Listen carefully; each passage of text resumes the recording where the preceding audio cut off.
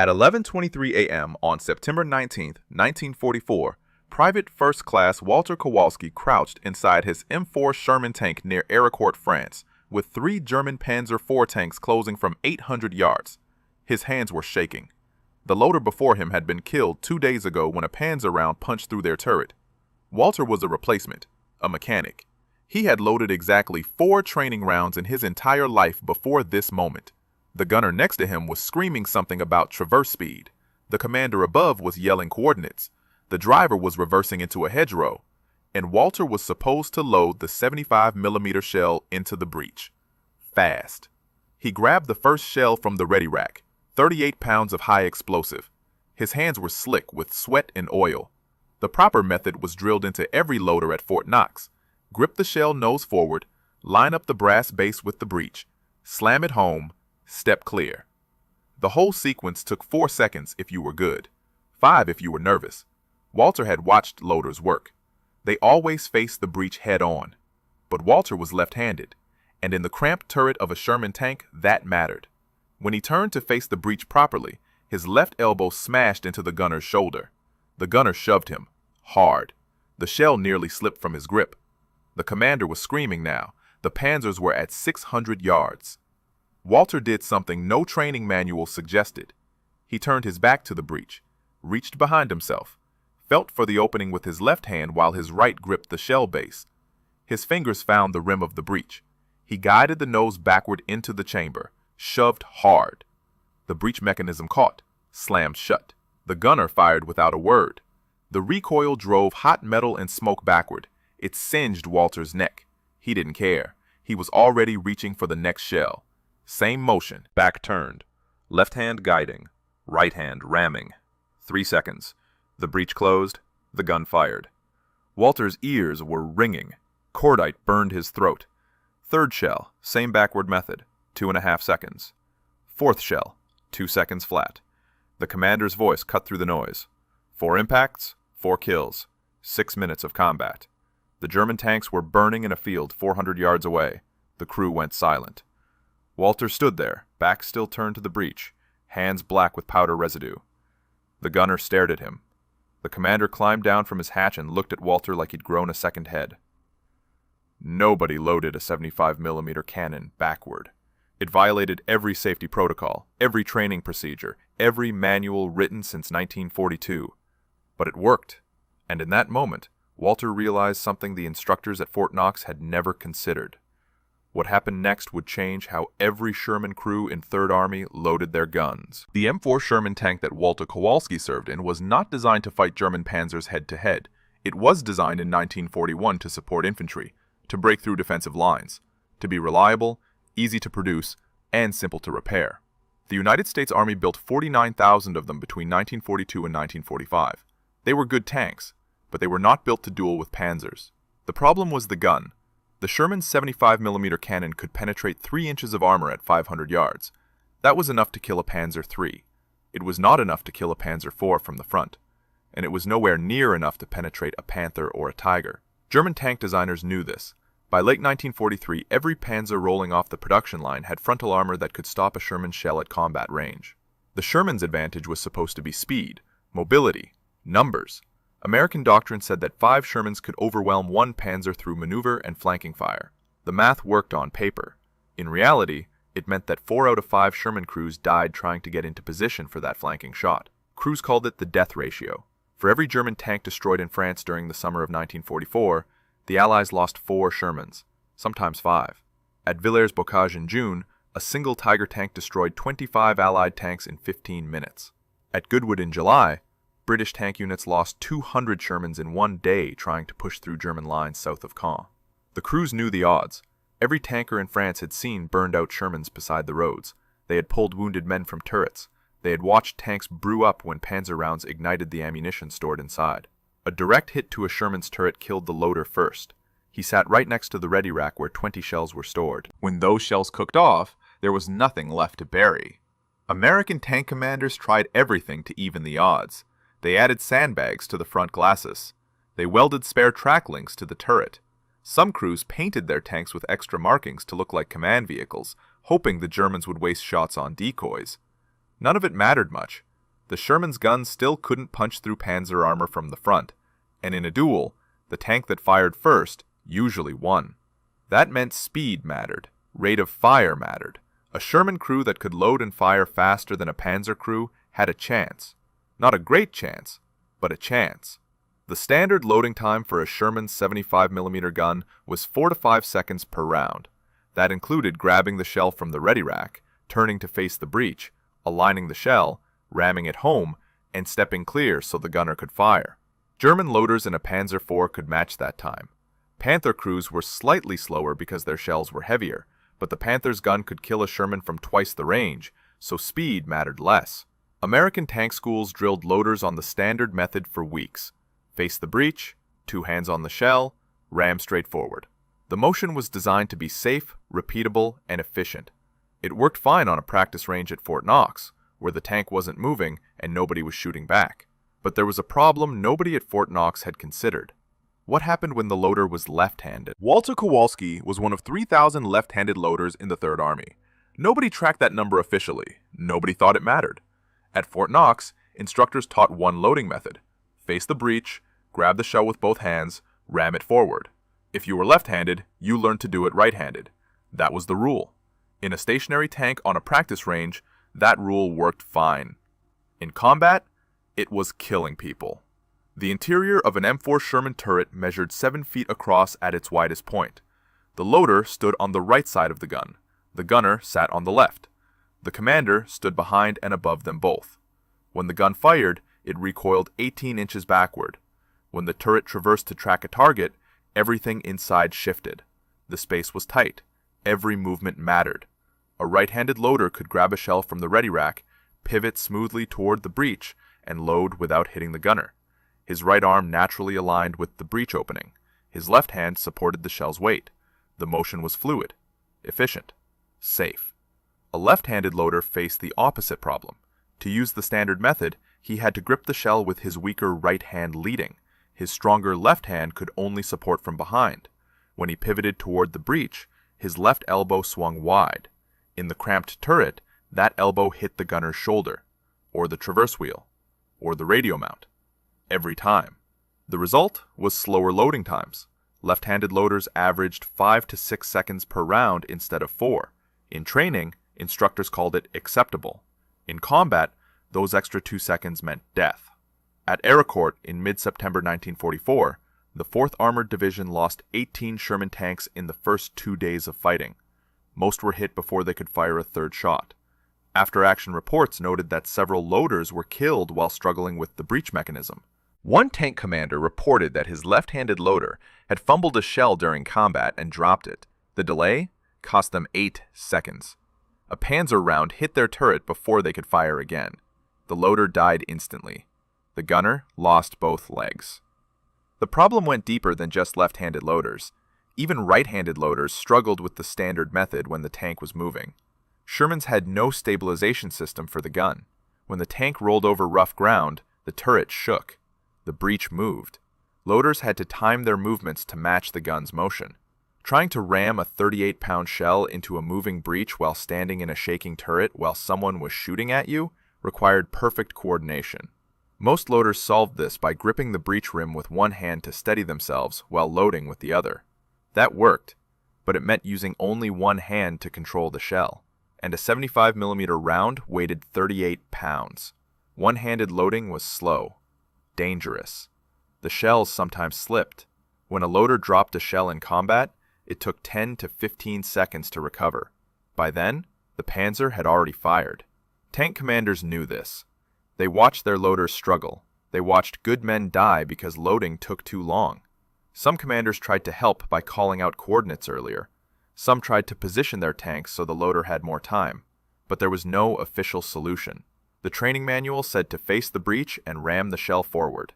That was the method. Changing it was against regulations. What nobody realized was that the solution had been there all along. It just required breaking every rule in the manual. Walter Kowalski discovered his backward loading method by accident, and by desperation. On September 17, 1944, 2 days before the fight that would make him famous, Walter's tank was hit during a skirmish near Arracourt. The Panzer round struck their front glacis at an angle and deflected upward. It didn't penetrate, but the impact threw Walter against the turret wall. He hit his right shoulder hard enough to dislocate it.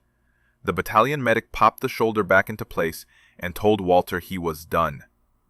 Finished. A loader with a damaged right arm was useless. The standard loading method required both arms working in coordination. Walter couldn't lift 38 pounds with his right arm. He could barely move it. But 4th Armored Division was 12 tanks short of full strength. The regiment had lost 36 loaders in the past week. There were no replacements available. The tank commander, Sergeant Raymond Miller, made a choice. He told Walter to stay. They would figure something out.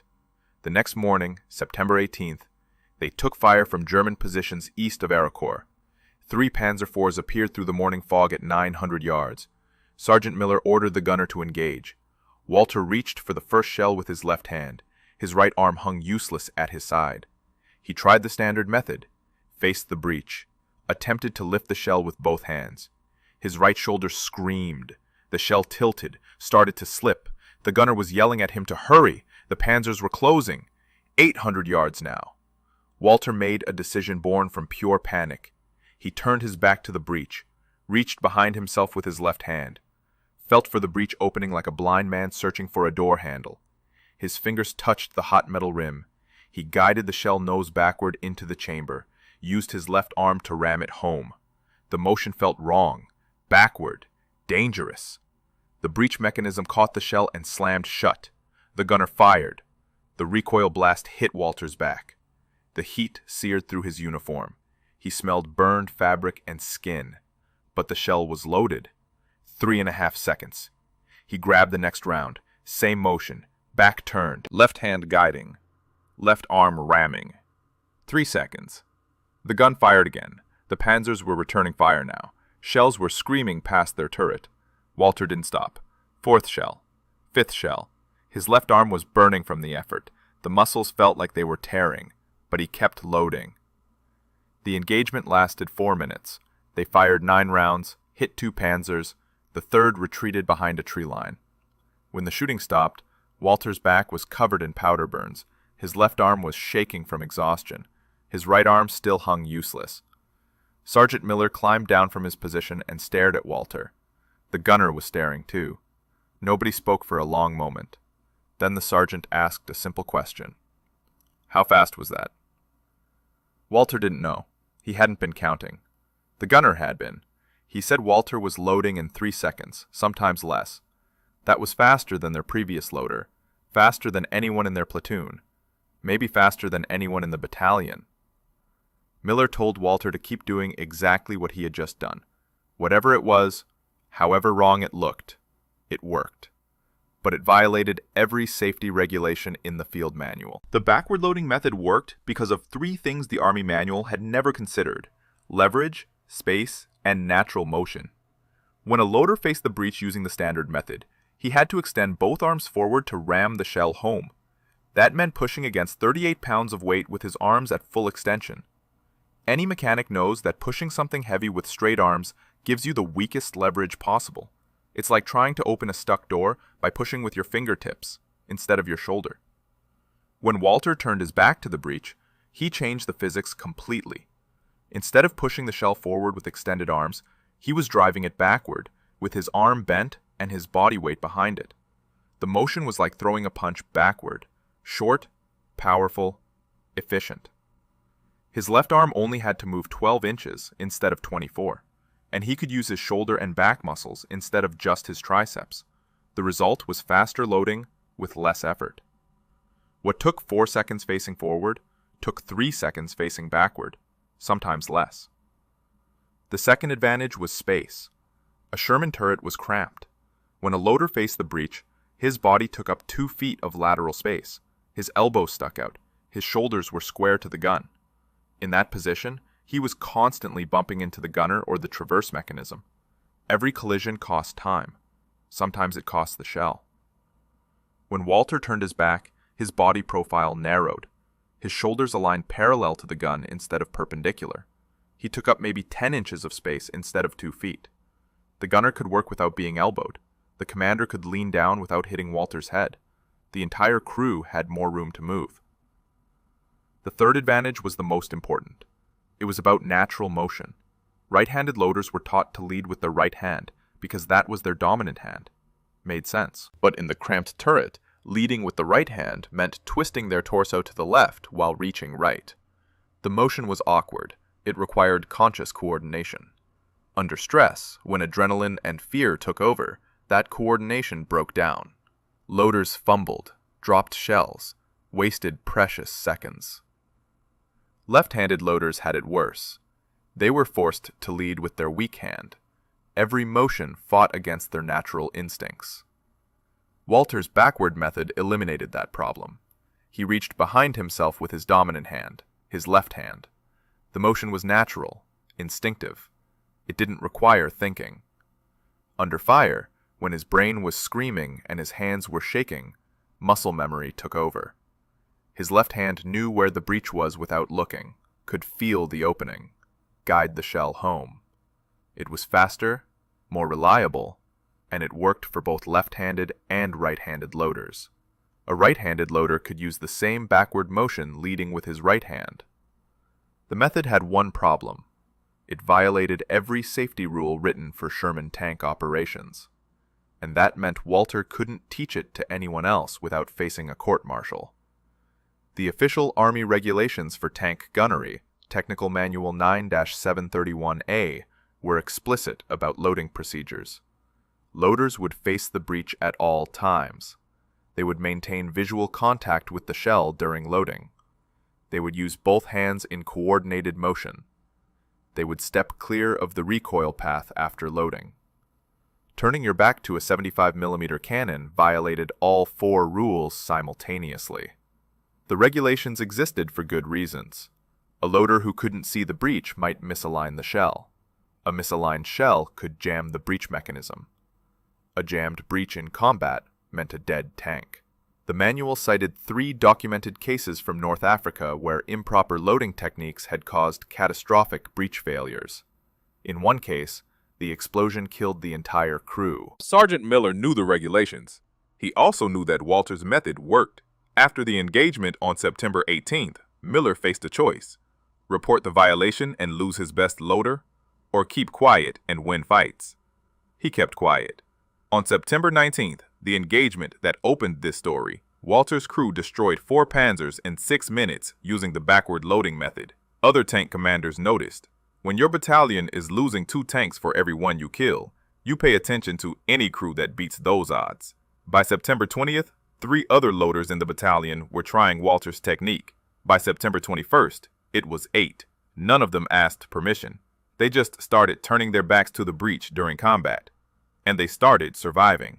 The results were impossible to ignore.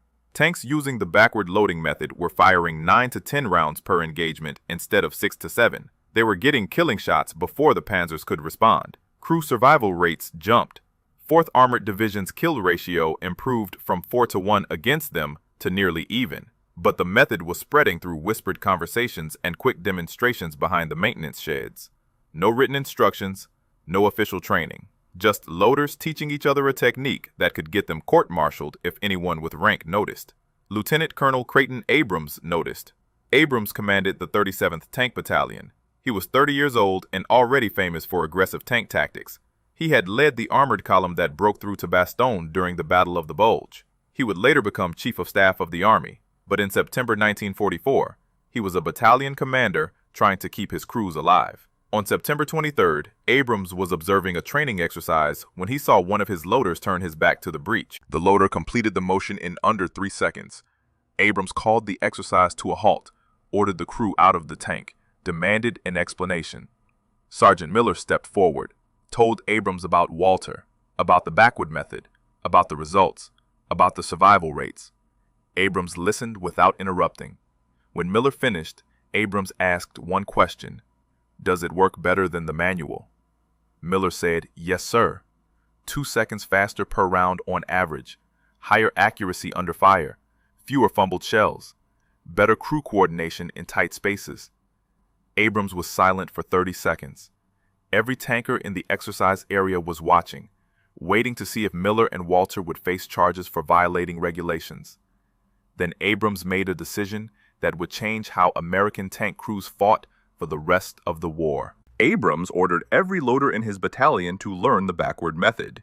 Immediately, he didn't care what the manual said. He cared about kill ratios and crew survival. If turning your back to a 75mm cannon kept his men alive, then that was the new standard. Within 48 hours, the 37th Tank Battalion was training every replacement loader on Walter's technique. Abrams brought Walter in to demonstrate, made him show the motion step by step, had experienced loaders practice until they could match Walter's 3-second time. The training was informal, no written documentation, no official modification to field procedures, just practical instruction that worked. By October 1st, 90% of the loaders in 37th Battalion were using the backward method in combat. Their average engagement time dropped from 12 minutes to 8 minutes. Their kill ratio improved to better than 1-to-1. They were losing fewer tanks, destroying more Panzers, coming home alive. Other battalion commanders in 4th Armored Division noticed. They started asking Abrams what he was doing differently. He told them. Some adopted the technique immediately. Others resisted. The manual was the manual. Regulations existed for reasons. Changing field procedures without authorization from higher command was grounds for disciplinary action. But General George Patton commanded 3rd Army, and Patton cared about exactly 2 things: speed and results. When his staff showed him the after-action reports from 4th Armored Division, Patton asked one question: why weren't all his loaders doing this? On October 7th, 1944, Patton visited 4th Armored Division headquarters. He watched Walter demonstrate the backward loading method, watched 3 other loaders match the technique, timed them with his own stopwatch. 3 seconds, 2.8 seconds, 2.9 seconds. Patton turned to his chief of staff and gave a direct order. Every tank battalion in 3rd Army would adopt this loading method immediately. Any battalion commander who refused would be relieved. Any officer who court-martialed a loader for using the backward technique would answer to Patton personally. 3rd Army had 11 armored divisions, roughly 4,000 Sherman tanks. Within 2 weeks, the backward loading method was standard practice across the entire Army. Training officers demonstrated it to replacement crews. Veteran loaders taught it to new arrivals. The technique spread from battalion to battalion through official channels now. Not whispers, not secret demonstrations behind maintenance sheds. Official adoption. The results were measurable. Between October and December 1944, 3rd Army's tank kill ratio improved from 3.2-to-1 against American forces to 1.4-to-1. Sherman crews were destroying German armor faster than the Germans could replace it. Crew survival rates increased by 18%. The backward loading method wasn't the only reason, but it was a significant factor. 1st Army and 9th Army noticed. By January 1945, loaders across the entire European theater were turning their backs to the breech. The technique reached the Pacific theater by March. Tank crews fighting in Okinawa used the same method Walter had discovered by accident in France. The Army never officially changed Technical Manual 9-731A. The regulations still said loaders should face the breech, but every experienced tank commander knew better. The manual was theory. The backward method was survival. By the time the war ended in May 1945, tens of thousands of Sherman loaders had used Walter's technique. Nobody knows exactly how many lives it saved, but the statistics suggest it was significant. What happened to Walter Kowalski tells you everything you need to know about how the Army recognized unconventional solutions. Walter Kowalski received no medal for inventing the backward loading method, no commendation, no official recognition. The Army doesn't award decorations for violating regulations, even when those violations save lives. He did receive a promotion. On October 15, 1944, Sergeant Miller recommended Walter for corporal. The promotion went through. Walter spent the rest of the war as a tank loader in the 37th Tank Battalion. He survived 14 more engagements between October and May. His tank was hit 3 times. He walked away each time. His crew destroyed 23 German tanks between September 1944 and May 1945. Walter loaded every round, used the backward method for every shot. By the end of the war, he could load a 75mm shell in 2.3 seconds, blindfolded. His hands knew the motion so completely that conscious thought wasn't required anymore.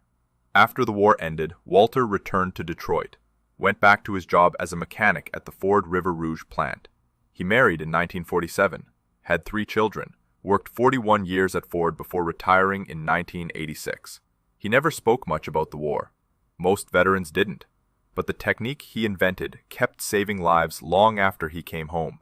During the Korean War, American tank crews used modified Shermans against North Korean T-34 tanks. The loaders were trained on the backward method at Fort Knox before deployment. Combat reports from the 1st Marine Division noted that loader speed was critical in the close-range tank duels around the Pusan perimeter. The backward loading technique gave Marine Corps Sherman crews a measurable advantage. Load times averaged 2.8 seconds compared to 4 seconds for North Korean loaders. In Vietnam, the last combat Sherman saw action with the South Vietnamese Army. By then, the tanks were obsolete, but the loading principles weren't. Crews operating M48 Patton tanks adapted the backward method for their 90mm guns. The motion worked the same way. Turn your back, feel for the breech, ram the shell home. The physics didn't change just because the gun was bigger.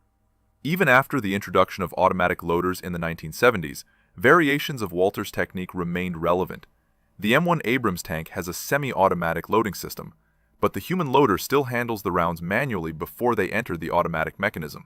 Training at Fort Benning taught modified versions of the backward grip method until the late 1980s. Instructors who had served in Vietnam and knew the technique firsthand passed it down to a new generation. In 1993, a military historian researching 4th Armored Division tactics found references to the backward loading method in after-action reports. The historian tracked down Walter through veteran registries, asked him about the technique.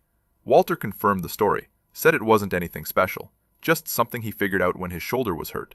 The historian published a paper about it, called it one of the most significant tactical innovations to emerge from frontline troops during World War II. Estimated that the technique may have contributed to saving 300 to 500 American tank crew lives, based on improved survival rates in units that adopted it. That estimate only covered the European theater between October 1944 and May 1945. It didn't account for Korea, or Vietnam, or the decades of training that followed. Walter died in 2004 at age 82. He was buried in Resurrection Cemetery in Clinton Township, Michigan. His obituary mentioned his service in World War II. It did not mention that he had changed how American tanks fought. His 3 children attended the funeral. So did 7 other men, all veterans, all former tank loaders. They had learned the technique from men who learned it from men who served with Walter in France. None of them had ever met him before that day.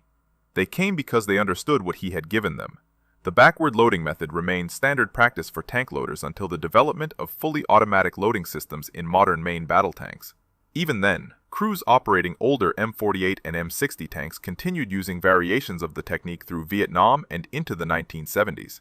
The last American tank crews to use manual loading were early M1 Abrams tank crews, and even they were taught modified versions of the backward method during training until automation became standard.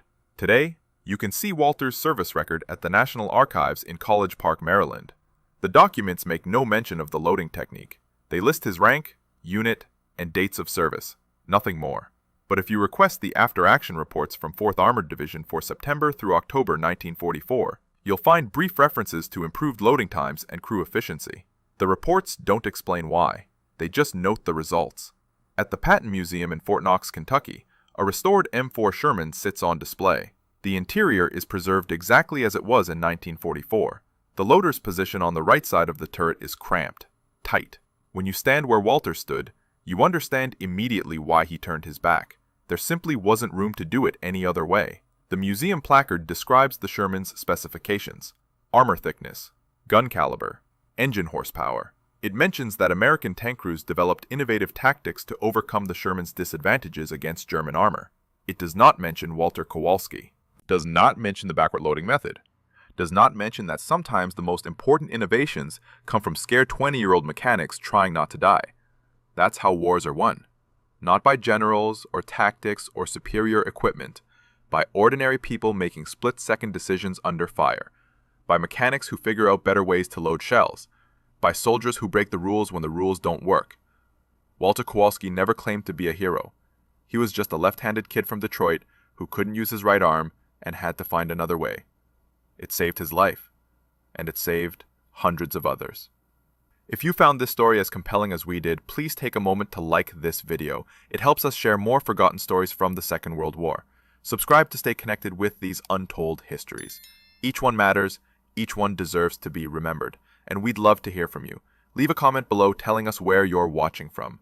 Our community spans from Texas to Tasmania, from veterans to history enthusiasts. You're part of something special here. Thank you for watching, and thank you for keeping these stories alive.